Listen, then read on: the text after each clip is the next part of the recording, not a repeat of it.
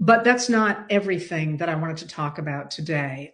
The thing that you did not ask me about, but that is far more important than the plane, is a little bit hard to untangle. So let me just give you some benchmarks for how to untangle it. And that's what the Republicans are calling their, and I swear to God, I'm not making this up, one big, beautiful bill. That is literally how they are describing what is going on right now in the House of Representatives. And what that means is this, and this is why I think it's really confusing, is because normally when the Congress is trying to talk about legislation, it's, as far as I'm concerned, and you don't have to believe this at all, but I really don't like these big omnibus bills we have where Congress can't agree to anything for a year, and then all of a sudden they're like, but we need this, and this, and so we're going to throw it all in a bill and you have to vote yes, or we're all going to hell in a handbasket. That's really not the way it's supposed to work.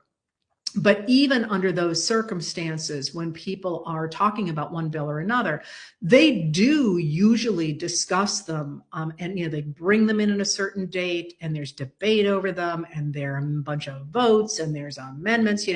Usually you can sort of tease out what's in front of you at that particular moment.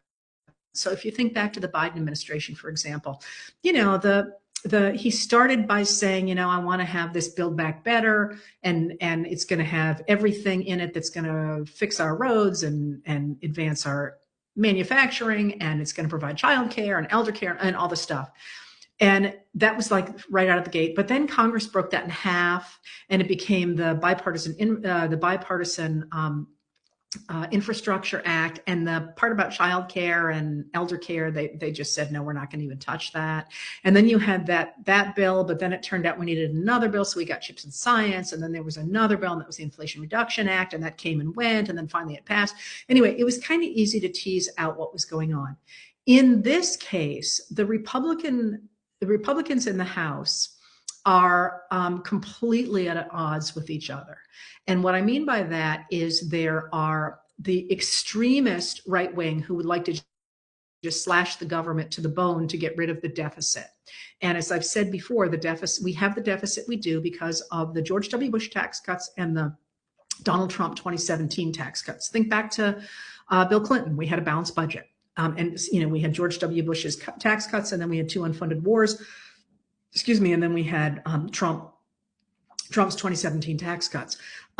But they want to just slash the government to nothing because they want to balance the budget, but they will not raise taxes. And they're the people that are out way far on the right. Those are the Chip Roy, for example.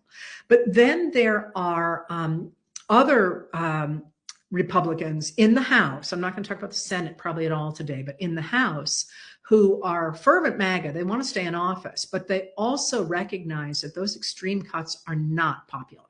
Nobody wants those.